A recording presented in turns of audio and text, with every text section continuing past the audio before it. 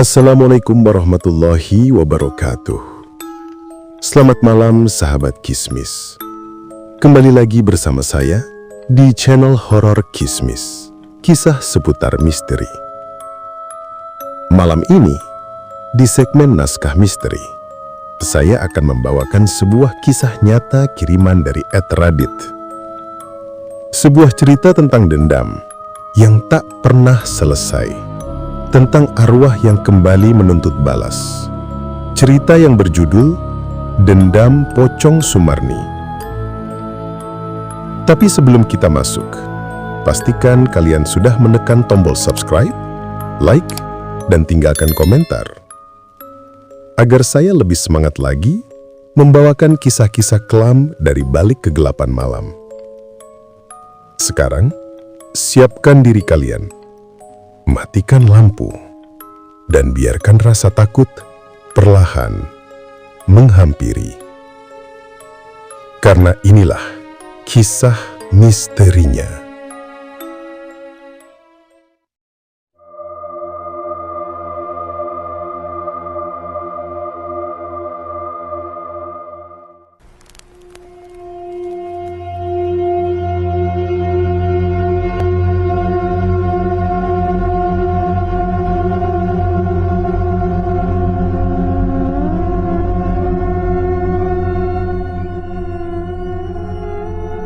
Di ujung sebuah desa terpencil, berdiri sebuah rumah tua yang sudah puluhan tahun kosong.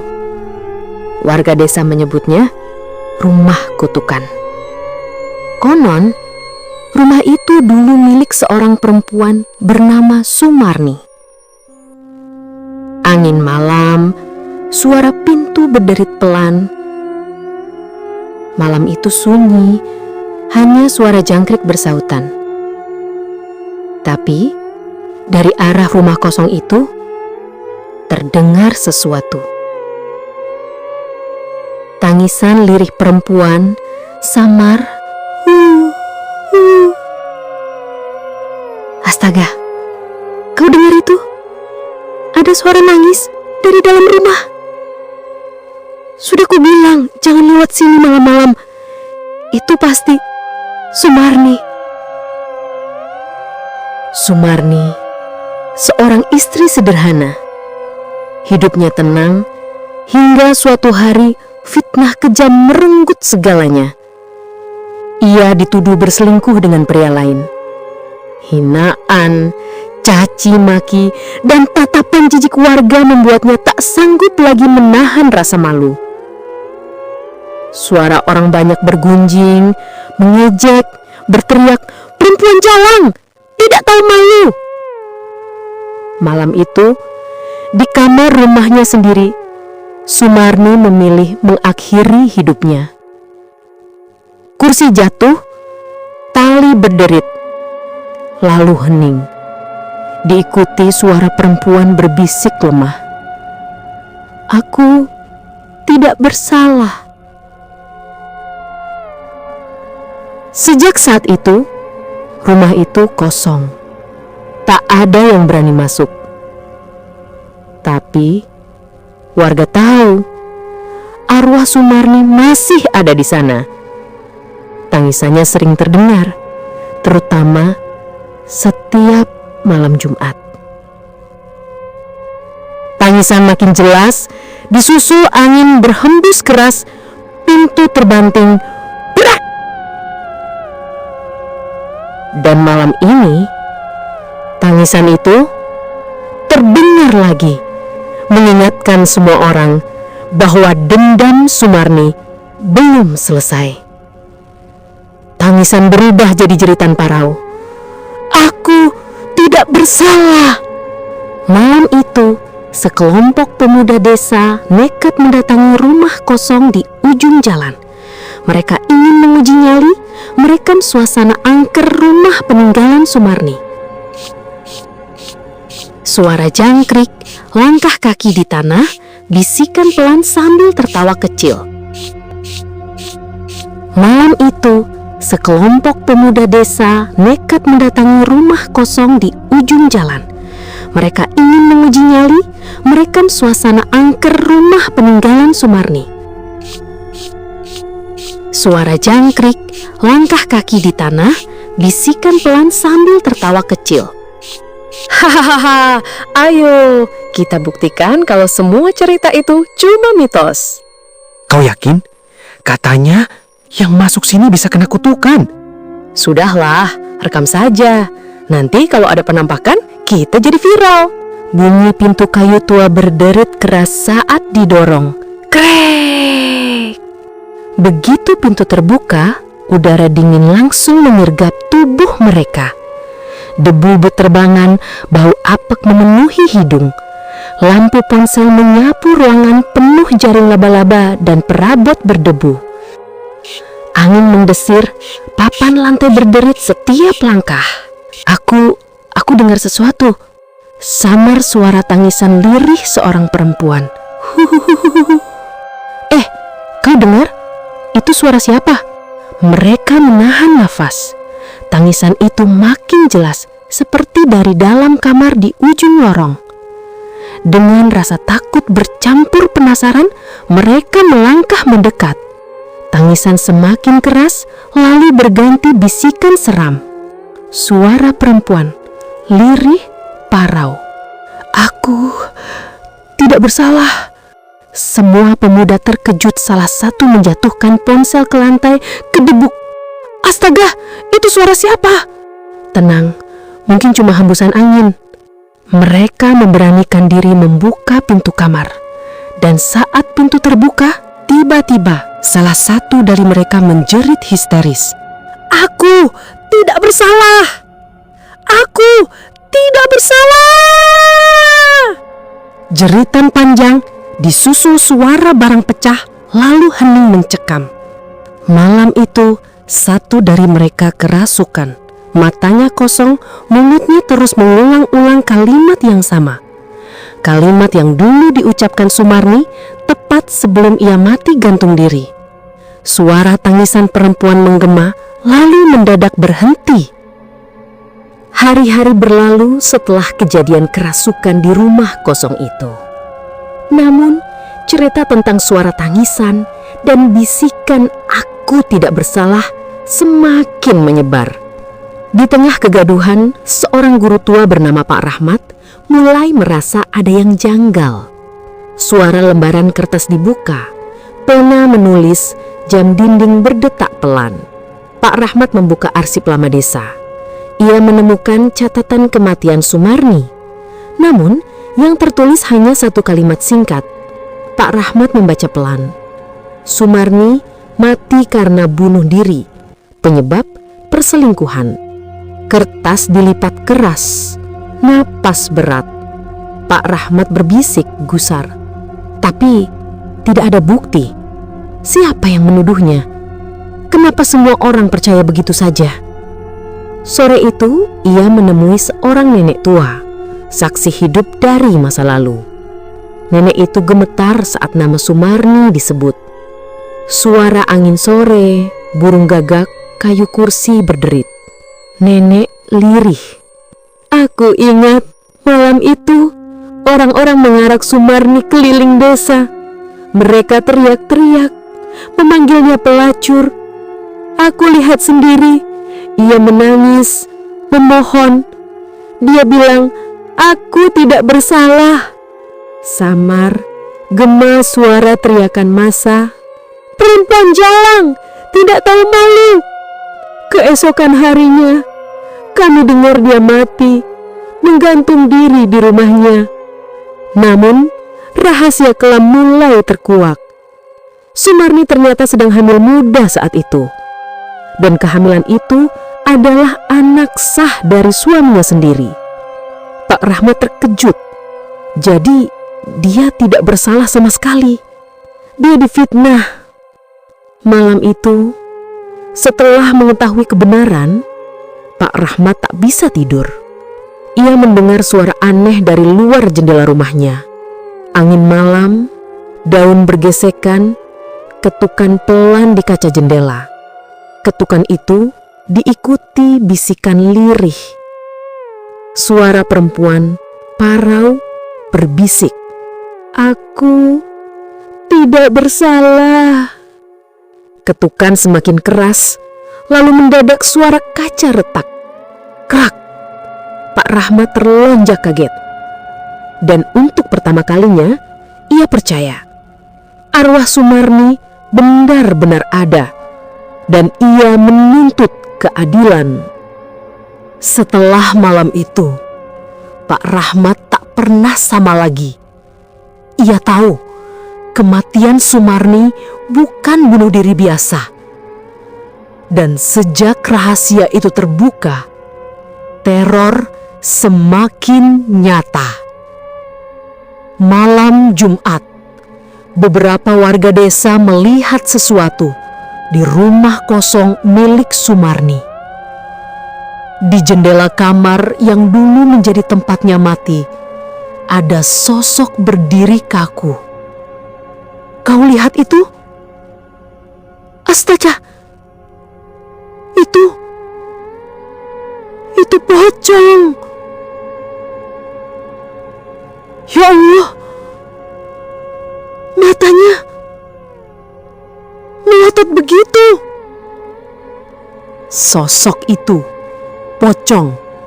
Kain kafannya kotor berlumuran tanah. Kepalanya miring.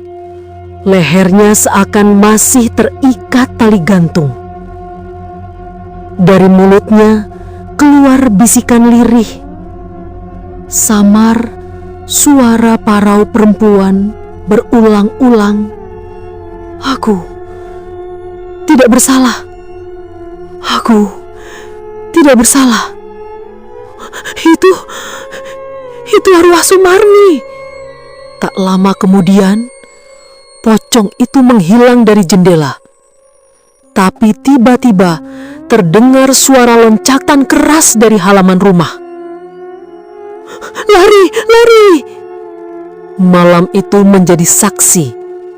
Untuk pertama kalinya, pocong Sumarni benar-benar menampakkan diri. Ia bukan sekedar tangisan atau bisikan. Ia hadir menatap setiap orang dengan mata dendam. Sejak kemunculan pocong Sumarni di jendela rumah kosong itu, desa menjadi tak pernah sama lagi. Malam-malam terasa lebih panjang, sunyi berubah mencekam, dan teror mulai memakan korban. Keesokan harinya, warga menemukan sesuatu yang mengerikan. Seekor ayam tergantung di depan rumah kepala dusun. Lehernya patah, dan di kakinya terikat kain kafan kotor. Serangga malam, lalu suara teriakan perempuan histeris.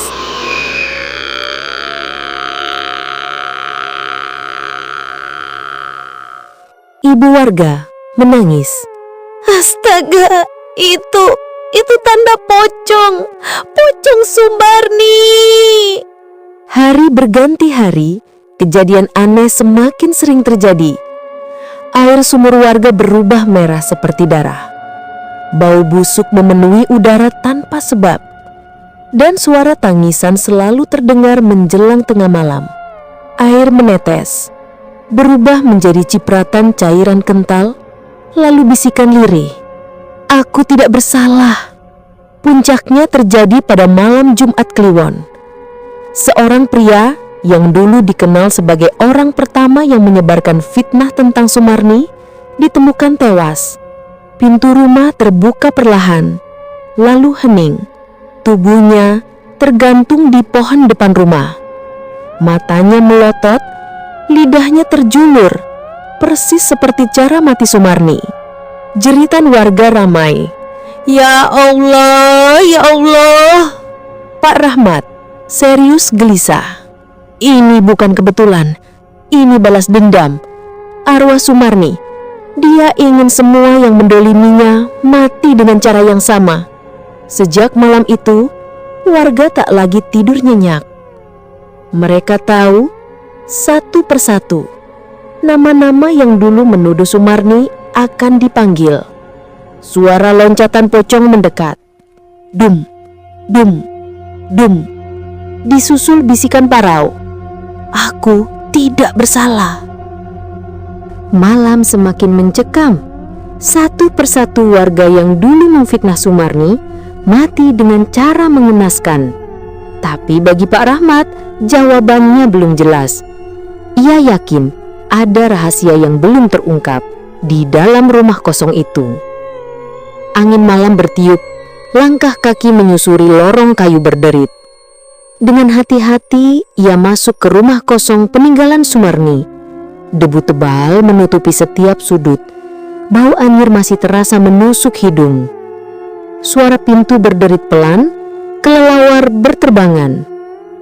Pak Rahmat pelan berbisik, "Sumarni, jika kau memang masih di sini, tunjukkan apa yang kau sembunyikan." Tiba-tiba di kamar tempat Sumarni dulu gantung diri, sebuah papan lantai bergetar, seakan ada sesuatu yang disembunyikan di bawahnya. Kayu diketuk, bunyi berongga, lalu suara papan dicongkel, kriek. Pak Rahmat mengangkat papan itu dan menemukan sebuah kotak kayu berdebu. Dengan tangan gemetar, ia membukanya. Engsel kotak berdecit, kertas tua bergesekan. Di dalamnya ada sepucuk surat. Surat terakhir Sumarni. Pak Rahmat membaca pelan terbata. "Untuk suamiku, aku tidak bersalah. Aku setia padamu. Jika aku mati, itu bukan pilihanku. Maafkan aku, anak kita tidak sempat lahir melihat dunia." Suara perempuan berbisik lirih, seolah menyatu dengan bacaan. "Aku tidak bersalah. Aku tidak bersalah." Air mata Pak Rahmat menetes. Kebenaran mulai jelas. Sumarni difitnah dan dipaksa menanggung aib yang bukan miliknya. Pak Rahmat berbisik tegas, "Ya Allah, dia mati bukan karena dosa. Dia mati karena kejamnya fitnah." Angin berhembus kencang, pintu terbanting keras, brak. Tiba-tiba, ruangan bergetar. Pak Rahmat merasakan kehadiran yang dingin di belakangnya. Ia menoleh perlahan.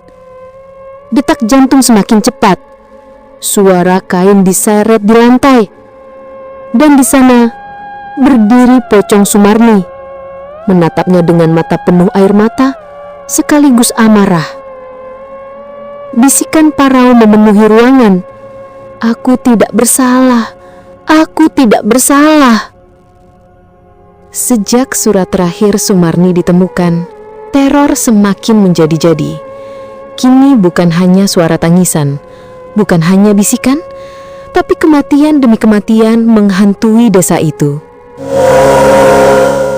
Angin kencang, gonggongan anjing, disusul suara azan subuh yang samar-samar. Malam pertama setelah kejadian di rumah kosong, seorang warga ditemukan kaku di ranjangnya. Matanya terbuka lebar, wajahnya pucat, dan di sekeliling tubuhnya melingkar kain kafan kotor. Jeritan histeris ibu-ibu, orang-orang ramai berteriak panik. "Ya Allah, dia mati terbungkus kain kafan. Itu pasti pocong Sumarni." Ketakutan semakin merajalela. Anak-anak menangis setiap malam. Orang dewasa saling menyalahkan, dan sebagian warga mulai mendesak kepala desa untuk menghancurkan rumah terkutuk itu. Suara ramai orang rapat di balai desa, kursi berisik, suara gaduh. "Bakar saja rumah itu, kalau tidak kita semua akan mati satu persatu." "Tidak, kalau dibakar arwahnya makin marah." Kepala desa tegas tapi ketakutan. "Diam, semua diam. Kita akan cari cara lain." Namun malam itu, saat rapat berlangsung, tiba-tiba lampu padam. Duk! Suara listrik mati. Warga menjerit panik. Kursi tergeser. Dalam kegelapan terdengar suara menyeret, suara kain, suara loncatan. Suara pocong meloncat. Dum, dum, dum. Semakin dekat. "Oh, itu dia, pocongnya ada di sini." Ketika lampu kembali menyala di tengah balai desa, tergeletak seekor kambing kurban mati dengan leher patah, dan di sampingnya kain kafan kotor basah darah. Hening. Lalu suara bisikan parau memenuhi ruangan. Aku tidak bersalah. Malam itu, warga sadar. Pocong Sumarni tak lagi hanya menghantui rumah kosong. Ia sudah keluar dan kini mengincar seluruh desa. Setelah teror Pocong Sumarni semakin menjadi-jadi, warga desa sudah tak tahu lagi harus bagaimana. Akhirnya, mereka mendatangi seorang dukun tua yang dipercaya bisa berkomunikasi dengan arwah. Suara tongkat kayu mengetuk lantai, jangkrik malam, gonggongan anjing di kejauhan. Di balai desa, mereka menyiapkan segala sesaji. Kemenyan dibakar, dupa mengepul, dan lingkaran garam dibentuk di tengah ruangan. Suara api kecil menyala, dupa berdesis, lalu bunyi mantra lirih mulai terdengar. Malam ini kita panggil arwah Sumarni. Jika benar ia terzalimi, maka ia akan bicara. Suasana hening, hanya suara mantra dukun yang terus terdengar. Hingga tiba-tiba api lilin padam sendiri. Semua lilin mati bersamaan, disusul hembusan angin kencang. Ya Allah, kenapa apinya padam? Diam, jangan keluar dari lingkaran garam. Sekejap kemudian terdengar suara tangisan perempuan. Pelan, lalu semakin keras. Tangisan perempuan lirih, lalu berubah jadi histeris. Itu dia, itu suara Sumarni.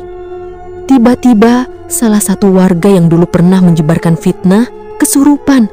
Tubuhnya kejang-kejang, matanya melotot, dan dari mulutnya keluar suara yang bukan miliknya. Tubuh jatuh ke lantai, duk, disusul suara perempuan tua parau. Aku tidak bersalah. Kalian semua akan mati satu persatu. Keturunan kalian pun akan merasakan sakitku. Ritual berubah jadi teror.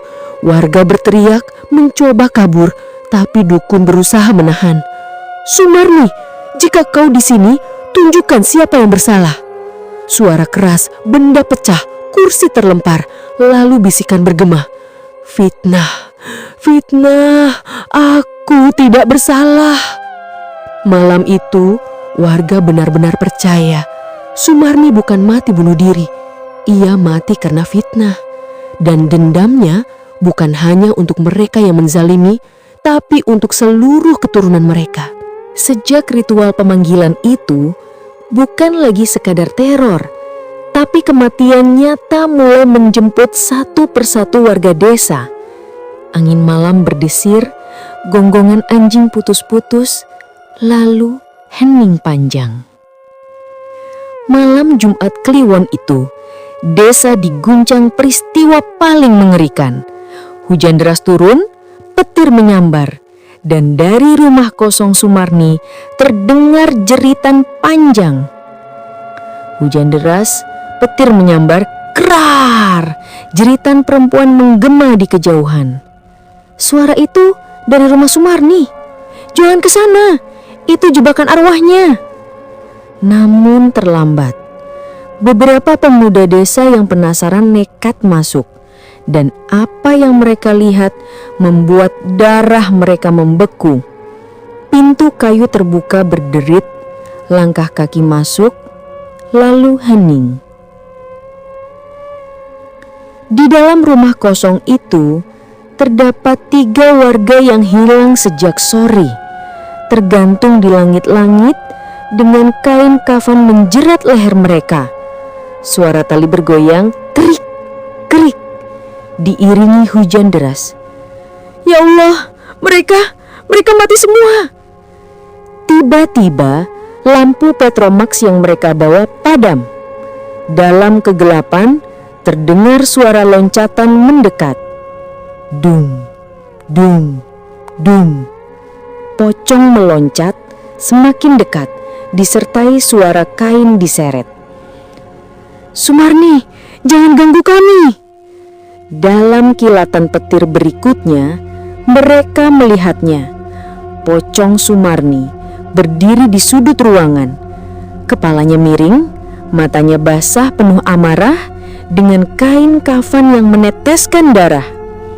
Petir menyambar keras. Brak! Disusul suara jeritan histeris pemuda. "Aku tidak bersalah! Aku tidak bersalah!" Malam itu, 5 orang mati sekaligus. Desa dipenuhi jeritan, tangisan, dan doa ketakutan. Darah mengalir di jalanan, membuat malam itu selalu dikenang sebagai malam penuh darah. Jeritan ramai, suara hujan deras bercampur bisikan parau, "Aku tidak bersalah." Malam penuh darah itu membuat seluruh desa lumpuh ketakutan. Tak ada lagi yang berani keluar rumah. Tak ada yang berani bicara soal Sumarni. Tapi Pak Rahmat tahu, dendam ini tak akan pernah berhenti kecuali kebenaran terungkap. Suara langkah kaki di tanah basah, hujan gerimis, petir jauh di kejauhan. Pak Rahmat kembali ke rumah kosong itu, membawa surat terakhir Sumarni. Ia berniat membaca surat itu di depan semua warga yang masih hidup. Satu-satunya cara untuk menghentikan dendam arwah.